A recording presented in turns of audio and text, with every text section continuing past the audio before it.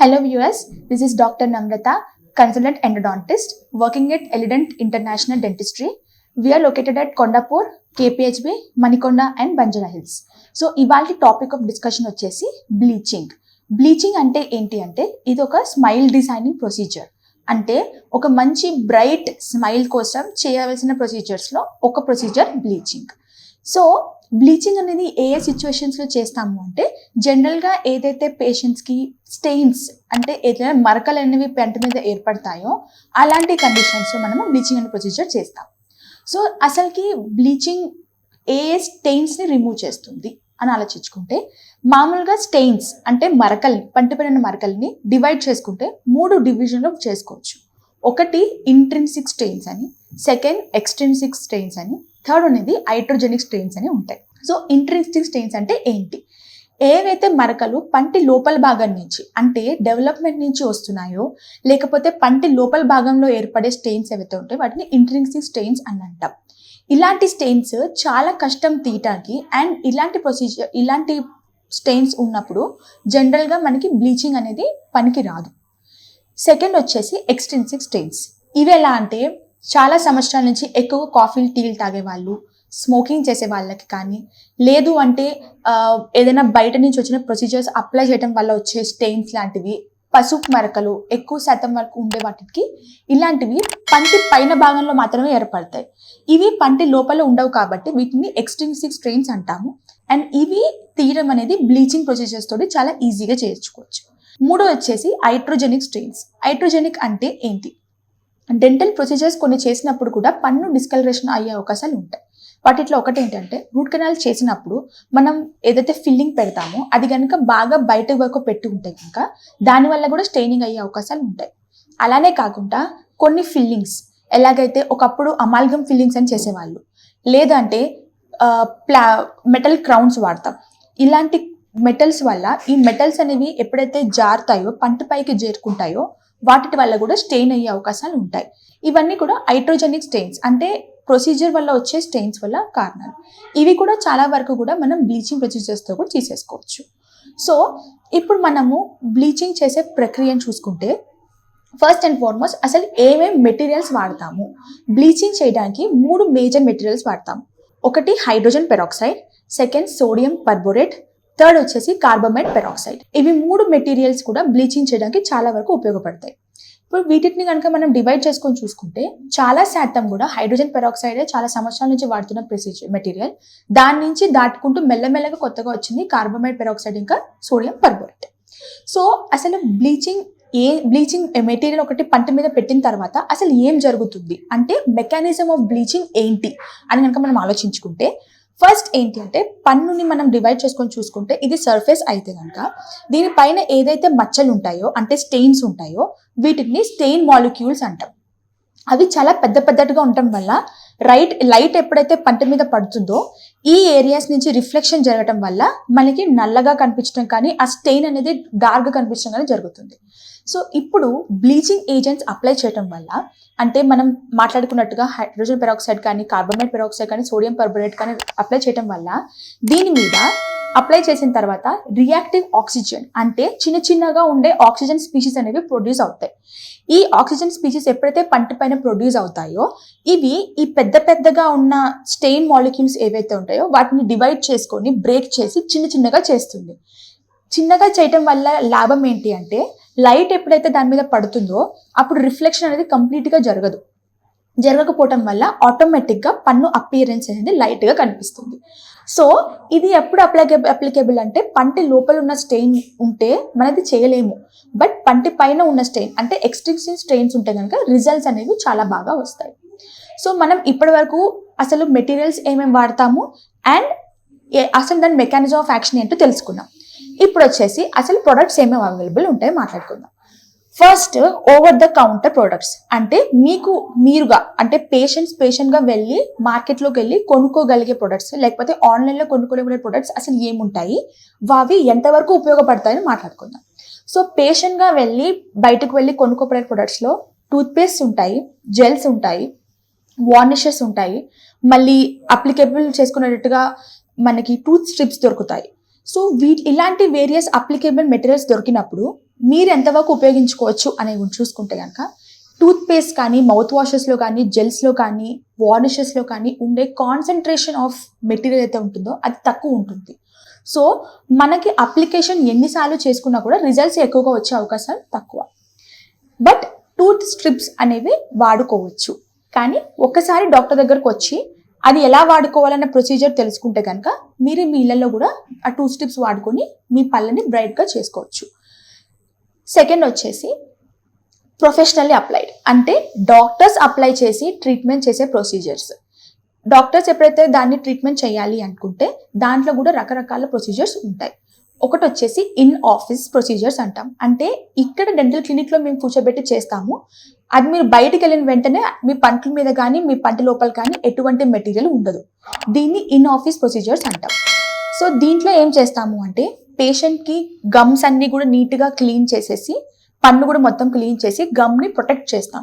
So bleaching agent అనేది ఎప్పుడు కూడా చిగుళ్ళకు టచ్ కాకుండా ఉండాలి, దాన్ని ఎటు ఎఫెక్ట్ లేకుండా ఉండాలి అనేది గమ్స్ని ప్రొటెక్ట్ చేసి ఆటోమేటిక్గా బ్లీచింగ్ ఏజెంట్ అప్లై చేసేసి దాన్ని ఒక లైట్ తోటి దాన్ని యాక్టివేట్ చేస్తాం. ఇది ఎందుకు చేస్తాము అంటే ఈ ఆక్సిజన్ ఏదైతే ప్రొడ్యూస్ అవుతుందో అది ఎక్కువ ప్రొడ్యూస్ అవ్వాలి, ప్లస్ దాని యాక్షన్ అనేది చాలా బాగుండాలి అంటే ఒక లైట్ తోటి యాక్టివేట్ చేసుకుంటే బాగా వస్తుంది. సో దాంట్లో కొన్ని మన బ్లీచింగ్ లైట్స్ ఉంటాయి, లైక్ ప్లాస్మా ఆర్క్ లైట్స్ అని కానీ, ఎల్ఈడి లైట్స్ కానీ, ఇలాంటివి అవైలబుల్గా ఉంటాయి. ఇవి తీసుకొచ్చి ఎప్పుడైతే మనం ఆ ఏజెంట్ పైన పెడతామో ఆటోమేటిక్గా అది ఎక్కువగా యాక్ట్ అయ్యి పంటిలో ఉన్న ఆ స్టెయిన్ మాలిక్యూల్స్ని ఈజీగా బ్రేక్ చేస్తుంది. దీంట్లోకి వచ్చిన best and the latest material is laser. ఎప్పుడైతే మనము ఈ బ్లీచింగ్ ఏజెంట్ అప్లై చేసుకున్న తర్వాత లేజర్ లైట్ తోటి మనం పళ్ళన్నింటిని కనుక ఇరేడియేట్ చేసుకుంటే ఆటోమేటిక్గా ఆ లేజర్కు ఉన్న శక్తితోటి light as well as heat activation చేయటం వల్ల బ్లీచింగ్ యాక్షన్ అనేది ఎక్కువ ఉంటుంది. సో లేజర్ యాక్టివేటెడ్ బ్లీచింగ్ అనేది ఇప్పట్లో ఉన్న the best kind of in office bleaching technique. ఇది కాకుండా ఎట్ హోమ్ అంటే ఇంట్లో కూడా బ్లీచింగ్ చేయడానికి మేము అనేది ప్రొసీడ్ చేస్తాం. దీనికి ఏం చేసుకుంటామంటే పేషెంట్ వచ్చిన తర్వాత ఒకసారి మొత్తం చెకప్ చేసేసుకొని పైన కింద పళ్ళకి అచ్చులు తీసుకుంటాం. అచ్చులు చేసుకొని బ్లీచింగ్ ట్రేస్ అనేవి రెడీ చేసుకుంటాం అనమాట. ఇవి మనకి పైన కింద పెట్టుకోవడానికి బ్లీచింగ్ ట్రే లాగా అవైలబుల్గా ఉంటుంది. ఒక ప్లాస్టిక్ మెటీరియల్తో కానీ సిలికాన్ మెటీరియల్తో కానీ చేసుకుంటాం. ఈ బ్లీచింగ్ ట్రేస్లో మేము మీకు బయట మార్కెట్లో ప్రిస్క్రిప్షన్తో రాసి ఇచ్చిన బ్లీచింగ్ జెల్ దొరుకుతుంది. ఇవి మేము ఎప్పుడైతే రాసి ఇస్తామో దాన్ని అలానే అప్లై చేసుకొని నోట్లో పెట్టేసుకోవడం వల్ల ఆటోమేటిక్గా ఇంట్లో ఉండి రాత్రి మీరు నిద్రపోతున్నప్పుడు కూడా బ్లీచింగ్ అనేది కంప్లీట్ అయిపోతుంది. సో ఇలాంటి బ్లీచింగ్ ట్రేస్కి జనరల్గా ఎలాంటి ప్రిస్క్రిప్షన్ ఇస్తాము అంటే రాత్రి పెట్టుకొని పడుకోండి, మార్నింగ్ తీసుకుని బ్రష్ చేసేసుకొని క్లీన్ చేసేసుకోవచ్చు అని ఇస్తాం.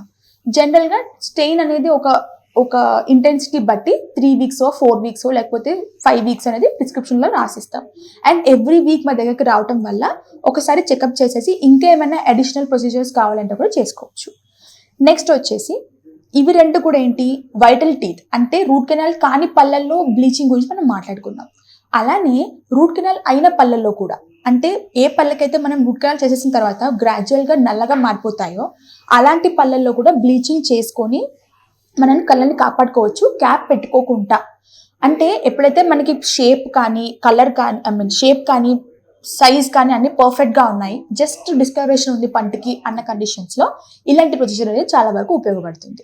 సో ఈ ప్రొసీజర్లో ఏం చేస్తామంటే లోపల పెట్టిన ఫిల్లింగ్ మెటీరియల్ అవుతుందో అది కొంచెం తీసేసి దానికి ఒక సీల్ లాంటిది ఏర్పరచుకొని దాని లోపల అంటే పల్ప్ ఛాంబర్లో ఈ బ్లీచింగ్ ఏజెంట్ పెడతాం. పెట్టేసి పేషెంట్ని జనరల్గా ఒక 1 week తర్వాత 10 days తర్వాత కానీ రమ్మని చెప్తాం రీకాల్ విజిట్స్కి.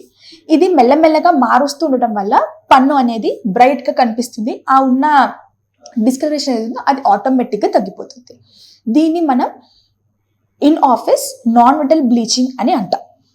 నెక్స్ట్ వచ్చేసి ఇన్సైడ్ అవుట్ సైడ్ బ్లీచింగ్. అంటే ఏ పేషెంట్స్కి అయితే 2 అంటే ఇంట్రిన్సిక్ స్టెయిన్స్ కూడా ఉన్నాయి, ఎక్స్ట్రిన్సిక్ స్టెయిన్స్ కూడా ఉన్నాయో అలాంటి పేషెంట్స్కి ఈ ప్రొసీజర్ అనేది చేస్తాం. సో ముందుగా మనం మాట్లాడుకున్నట్టుగా రూట్ కెనాల్ చేసిన పళ్ళలో ఏదైతే బ్లీచింగ్ ఏజెంట్ పల్ప్ ఛాంబర్లో పెడతామో అలాంటిది పెట్టి లోపల నుంచి బ్లీచింగ్ చేస్తాము. అలానే బయట నుంచి ట్రే పెట్టి బయట నుంచి కూడా ట్రీట్మెంట్ అనేది బ్లీచింగ్ చేస్తాం. సో దీనివల్ల 2 ఇంట్రిన్సిక్ అండ్ ఎక్స్ట్రిన్సిక్ స్టెయిన్స్ ఏవైతే పేషెంట్స్లో ఉంటాయో 2 కూడా పోయే అవకాశాలు ఉంటాయి. సో ఇంతవరకు మనం మాట్లాడుకున్న ప్రొసీజర్ వచ్చేసి బ్లీచింగ్ ఏం చేస్తాము, ఎలా చేస్తాము, అలానే మెటీరియల్స్ ఏం వాడతాము అని మాట్లాడుకున్నాం. నెక్స్ట్, మీరు ఇప్పుడు మా దగ్గరకు వచ్చారు, బ్లీచింగ్ చేయించుకున్నారు. అది ఇన్ ఆఫీస్ కావచ్చు, ఎట్ హోమ్ కావచ్చు, ఏదైనా కావచ్చు. కానీ మీకు రిజల్ట్ వచ్చిందని మీకు మాత్రం ఎలా తెలుస్తుంది? దీనికోసం ఏంటి అంటే మన దగ్గర షేడ్ గైడ్స్ అని దొరుకుతాయి. అవి ఈజీ మెథడ్ టు చెక్. జనరల్గా బ్లీచింగ్ చేసుకుంటే పేషెంట్లో మనకి ఆల్మోస్ట్ 2 to 3 షేడ్స్ వరకు పెరుగుతుంది అనేది గ్యారంటీ ఉంటుంది. ఇది కాకుండా నెక్స్ట్ ఏంటి అంటే more scientific digital imaging techniques కానీ, స్పెక్ట్రోఫోటోమెట్రిక్స్ కానీ, లేకపోతే క్యాలరీమెట్రిక్స్ కానీ చెక్ చేసుకొని కూడా మన బ్లీచింగ్ వచ్చే రిజల్ట్స్ కానీ చెక్ చేసుకోవచ్చు. ఇప్పుడు మనం మాట్లాడుకోవాల్సింది ఏంటంటే బ్లీచింగ్ చేసుకున్న తర్వాత ఎటువంటి జాగ్రత్తలు తీసుకోవాలి. ఫస్ట్ అండ్ ఫార్మోస్ట్ వచ్చే క్వశ్చన్, ఫుడ్స్ అన్ని తినొచ్చా? జనరల్గా బ్లీచింగ్ మనం ఎప్పుడైతే మాట్లాడుకున్నామో స్టెయిన్ మాలిక్యూల్స్ని బ్రేక్ చేస్తుందని మాట్లాడుకున్నాం. అలానే బ్లీచింగ్ ఏజెంట్స్లో కూడా స్లైట్గా పన్నుని అప్గ్రేడ్ చేసే లక్షణాలు అనేవి ఉంటాయి. సో ఎప్పుడైతే మనం పన్నుని కొంచెం స్లైన్గా అప్గ్రేడ్ చేస్తుందో, అంటే రఫన్ చేస్తుందో, మనం తినే కొంచెం స్టెయిన్ అయినా సరే వెళ్ళి తొందరగా పంట లోపల అతుక్కునే అవకాశాలు ఎక్కువ ఉంటాయి. సో దీనికోసమని ఒక 2 weeks లేకపోతే 3 weeks వరకు జనరల్గా స్టెయినింగ్ ఫుడ్స్ అనేది అవాయిడ్ చేయడం అనేది మంచిది.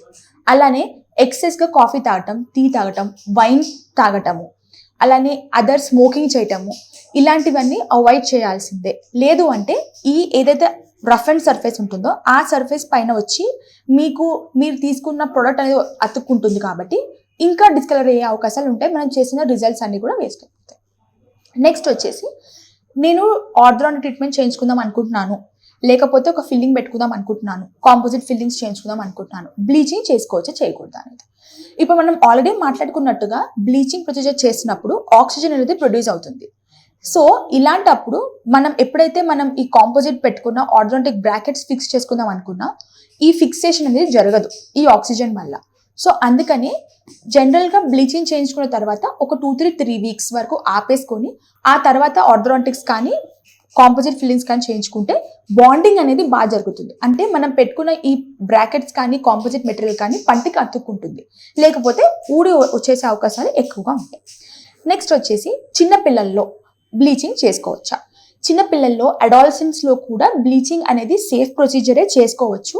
కానీ ఏదైతే కాన్సన్ట్రేషన్ ఆఫ్ మెటీరియల్ ఉంటుందో అది చాలా వరకు తగ్గించుకొని మోడరేట్ కాన్సన్ట్రేషన్ తోటి కొంచెం ఎక్కువ జాగ్రత్తలు తీసుకుంటూ చేసుకోవాల్సి వస్తుంది. నెక్స్ట్ మోస్ట్ ఇంపార్టెంట్ టాపిక్ ఇప్పుడు వచ్చేసి, బ్లీచింగ్ వల్ల వచ్చే ప్రాబ్లమ్స్ ఏంటి అంటే సైడ్ ఎఫెక్ట్స్ ఉంటాయా? జనరల్గా బ్లీచింగ్ వల్లనే కాదు, ఏ ప్రొసీజర్స్తో చేసుకున్నా కూడా కొద్దిగా అటు ఇటుగా వచ్చే ప్రాబ్లమ్స్ అనేవి రావచ్చు. దాంట్లోకి మేజర్గా వచ్చేది ఏంటంటే టూత్ సెన్సిటివిటీ, జివ్వుమనే అవకాశాలు చాలా ఎక్కువగా ఉంటాయి. కానీ ఇవన్నీ కూడా జస్ట్ టెంపరీ, పర్మనెంట్గా ఉండవు. సో జనరల్గా ఒక 1 to 2 weeks కనుక కొంచెం ఓపిక పడితే అవి తగ్గిపోతాయి. సో ఈ సెన్సిటివిటీ రావడానికి కారణం కూడా ఏంటంటే మనం ఆల్రెడీ మాట్లాడుకున్నట్టుగా పన్ను సర్ఫేస్ని అప్గ్రేడ్ చేస్తుంది కాబట్టి ఎనామిల్ అనేది కొంచెం తగ్గుతుంది. ఈ ఎనామిల్ ఏదైతే రఫన్ అయిపోతుందో మనం ఏవి చల్లగా తిన్నా వేడిగా తిన్నా కూడా దీని లోపల నుంచి డెంటనల్ ట్యూబ్యూల్స్ నుంచి ఆ సెన్సిటివిటీ అనేది లోపలికి వెళ్ళి మనకి జీవం అనే అవకాశాలు ఎక్కువ ఉంటాయి. బట్ ఎలాగైతే మనం మాట్లాడుకున్నామో ఇవన్నీ కూడా టెంపరీ, అంటే కొన్ని రోజుల తర్వాత ఈ లేయర్ ఏదైతే ఉంటుందో అది మాస్క్ అయిపోవటం వల్ల ఆటోమేటిక్గా తగ్గిపోతుంది. అండ్ ఈ కొన్ని వారాలు కూడా, అంటే మా దగ్గర కనుక మీరు వస్తే ఈ టెంపరీ సెన్సిటివిటీ కూడా లేకుండా మేము డీసెన్సిటైజింగ్ ఏజెంట్స్ అనేది అప్లై చేస్తాం. పొటాషియం నైట్రేట్ అనే ఒక మెటీరియల్ దొరుకుతుంది, దాన్ని డీసెన్సిటైజింగ్ ఏజెంట్ లాగా తీసుకొచ్చి పంటి మీద అప్లై చేయడం వల్ల ఏవైతే రఫ్ అండ్ సర్ఫేస్ ఉంటుందో దాన్ని కూడా మొత్తం సీల్ చేసుకోవడం వల్ల ఆటోమేటిక్గా మీకు సెన్సిటివిటీ కూడా తగ్గిపోతుంది. నెక్స్ట్ మేజర్ ప్రాబ్లం వచ్చేసి గమ్ ఇరిటేషన్ అనేది రావచ్చు. ఇది మోస్ట్లీ మనం ఎట్ హోమ్ బ్లీచింగ్ అంటే ట్రేస్ పెట్టుకుంటాం కదా, దానివల్ల వచ్చే అవకాశాలు ఎక్కువగా ఉంటాయి.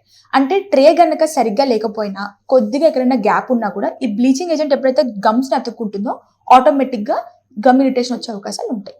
సో దీనికి మన కంపెన్సేటరీగా మంచి ట్రే సెట్ చేసుకోవాలి. అండ్ ఒకసారి మొత్తం ట్రే ఫిక్స్ చేసుకున్న తర్వాత కూడా డాక్టర్ని పర్యవేక్షణలో చేసుకుంటే కనుక మనకి క్లియర్గా తెలుస్తుంది ఎక్కడెక్కడ గమ్ అనేది ఎక్స్పోజ్ అవుతుంది అనేది. ఆటోమేటిక్గా దాని ప్రకారం కరెక్షన్స్ చేసుకోవచ్చు. అలానే ఇన్ ఆఫీస్ అంటే మనం చేసే ప్రొసీజర్స్ మేము చేసేటప్పుడు కూడా ఖచ్చితంగా గమ్స్ అనేవి కూడా నీట్గా ప్రొటెక్ట్ చేసి వ్యాజిన్ అప్లై చేసుకుంటాం, సో దట్ ఈ బ్లీచింగ్ ఏజెంట్ ఏది కూడా పంటి పైకి వెళ్ళదు. థర్డ్ వచ్చేసి మోస్ట్ ఇంపార్టెంట్, చిన్న చిన్న బొక్కలు పడే అవకాశాలు ఉంటాయా?